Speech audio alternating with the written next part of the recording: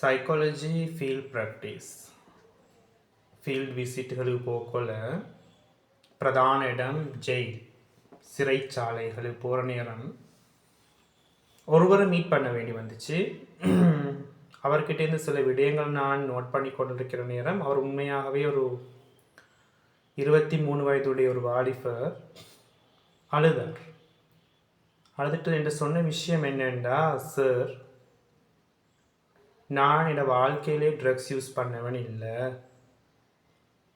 என் ஃப்ரெண்டால் நான் இந்த ஜெயிலில் கேட்கிறேன்.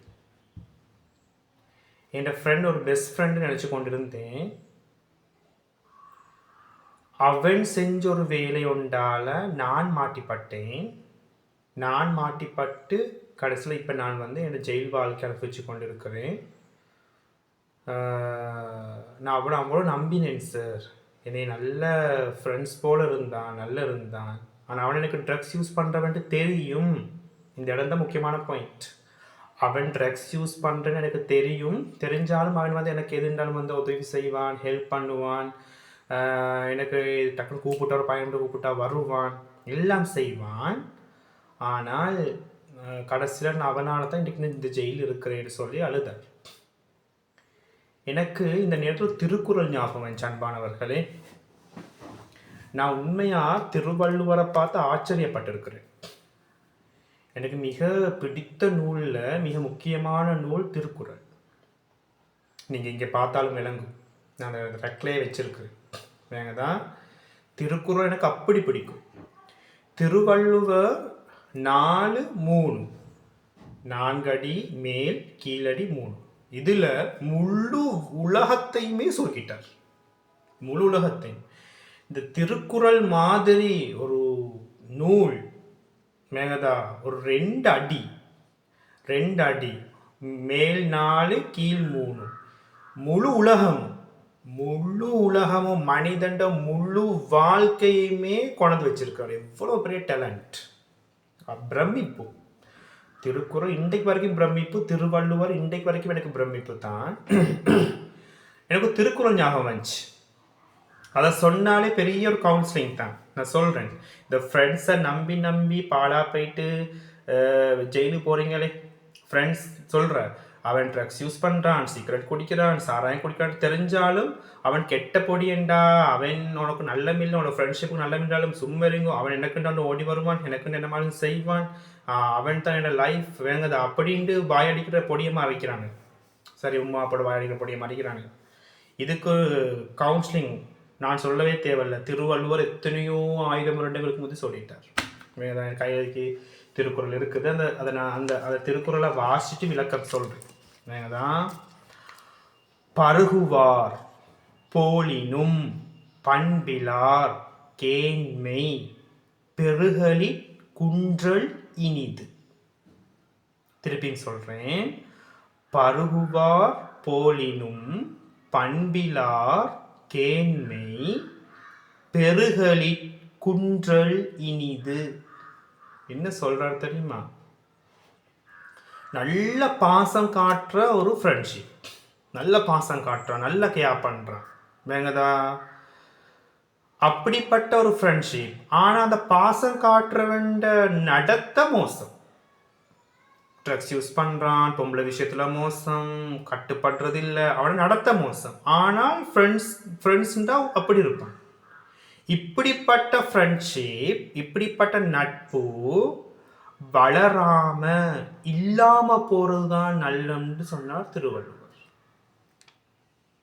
இந்த மாதிரி ஃப்ரெண்ட்ஷிப், இந்த மாதிரி ஃப்ரெண்ட்ஸ் நிச்சயமாக உங்களுக்கு அழிவைத்தான் தருவாங்கன்னு சொல்றார். எப்படிப்பட்ட வரின்னு பாருங்க. எனக்கு அந்த ஜெயிலில் நான் அந்த சைக்காலஜி இந்த ஃபீல்ட் விசிட் போயிட்டு அதை நோட் பண்ணுற நேரம், அந்த பொடியன் சொன்ன அந்த விஷயம் எனக்கு சொல்லி கொண்டு இருக்கிறேன். இந்த திருக்குறள் எங்கேயோ இதுக்கு முந்தி நான் எங்கேயோ படிச்சுக்கிறேனே, உடனே எனக்கு வந்துச்சு திருக்குறள் இந்த ஞாபகம். நான் இப்போ அதை போடுறேன், திருப்பியும் சொல்கிறேன். பருகுவார் போலினும் பண்பிலார் கேண்மை பெருகலி குன்றல் இனிது. நல்ல பாசம் காட்டுறான், கேர் பண்ணுறான், எல்லாம் செய்கிறான், நல்ல ஃப்ரெண்ட் அவன். ஆனால் அவனோட நடத்த மோசம்டா, அவன் அவன் அவன் அவன் பிஹேவியர் மோசம்டா. அப்படிப்பட்ட ஃப்ரெண்ட்ஷிப் வளர்றதை விட நல்ல இல்லாமல் போகிறது, குறைஞ்சின்னு போகிறது. ஏன் அப்படிப்பட்ட ஃப்ரெண்ட்ஷிப் வளர்ந்தால் அந்த ஃப்ரெண்ட்ஸுக்கு தான் ஆபத்தாக முடியும் அப்படி சொல்கிறார். சரியா? Great great Thirukkural, great Thiruvalluvar. இதுதான் கவுன்சிலிங். சரி, அதனால் ஜெயிலுக்கு போயிட்டு நான் சும்மா சொல்கிறேன் தானே, இந்த பெர்மிஷன் எடுத்துக்கொண்டு பெர்மிஷன் கட்டாயம் லைஃப்பில் இந்த ட்ரிப் பீச்சுக்கு பார்க்குக்கு போகிறத கொஞ்சம் நிப்பாட்டிட்டு இந்த பேரண்ட்ஸ் அவங்களோட பிள்ளைகளை கூட்டிக்கொண்டு ஹாஸ்பிட்டலுக்கு போங்க, காட்டுங்க. அனாதை இல்லங்களுக்கு போங்க, காட்டுங்க. முதியோர் இல்லங்களுக்கு கூட்டிக் கொண்டு போங்க, காட்டுங்க. சரியா?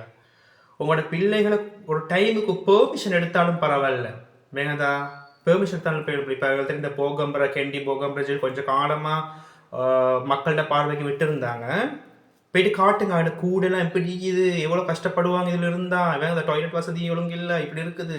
இதில் வந்து ஒரு நிமிஷம் தாங்கக்கூடிய கஷ்டம், தவறு செஞ்சீங்க தான் வருவீங்க. காட்டுங்க, சின்ன பிள்ளைகளை கூட்டி கொண்டு போயிட்டு இந்த மாதிரி இடங்களை காட்டுங்க. ஹாஸ்பிட்டல் போய் காட்டுங்க, என்ன கஷ்டப்படுறாங்க, நோய் வாய்ப்படுறாங்க, ட்ரக்ஸ் யூஸ் பண்ணவங்க பாரு, போதைப்பொருளை பயன்படுத்தின பாரு, எப்படி ஈக்கிறான், வேங்கதா கூட்டின்னு போங்க. ஒரு டைமுக்கு அங்கோட ஹாஸ்பிட்டலுக்கு கூட்டி கொண்டு போங்க. மனநலம் பாதிக்கப்பட்டவங்களை காட்டுங்க, இந்த ட்ரக்ஸால் மனநலம் பாதிக்கப்பட்டவங்க எல்லாத்தையும் காட்டிட்டு வாங்க. ஒரே பீச்சும் பார்க்கும் இந்த இந்த இது போயிட்டு என்னத்தை கண்ட. சரி, இந்த காலத்தில் புள்ளோட ட்ரிப் கூட்டி கொண்டு போகணும், இந்த மாதிரி இடங்களுக்கு தான் கூட்டி கொண்டு போய் காட்டினா கொஞ்சமான மனசில் பாருங்க. ஆனால் இல்லைங்க, அந்த பிள்ளைகளை பாருங்க, உம்மா அப்பாட அருமை எவ்வளோ முக்கியம், தாய் தந்தையர் எவ்வளோ முக்கியம்னு பாரு. முதியோர் வந்து கூட்டி கொண்டு போங்க. உங்களோட உம்மா பாருங்க, புள்ளோல் பார்க்காத பிரச்சனை, புள்ளோல் இப்படி பார்க்கணும், உம்மா அப்படி எவ்வளோ கஷ்டப்படுறாங்க, வேங்கதான். புள்ளோல் இப்படி உருவாக்குறது தான் முக்கியம். கட்டாயம் உங்களோட குழந்தைகளுக்கு திருக்குறளை படிக்க வைங்க, அதுவும் ஆக முக்கியம். தமிழ் மொழி பேசக்கூடிய நாங்கள், தாய்மொழி தமிழை கொண்ட நாங்கள் கட்டாயம் ஒவ்வொரு வீட்டில் மிக்க வேண்டிய பிரதான புத்தகம் திருக்குறள். அதை மறந்துடக்கூடாது. ஓகே, மீண்டும் சந்திப்போம்.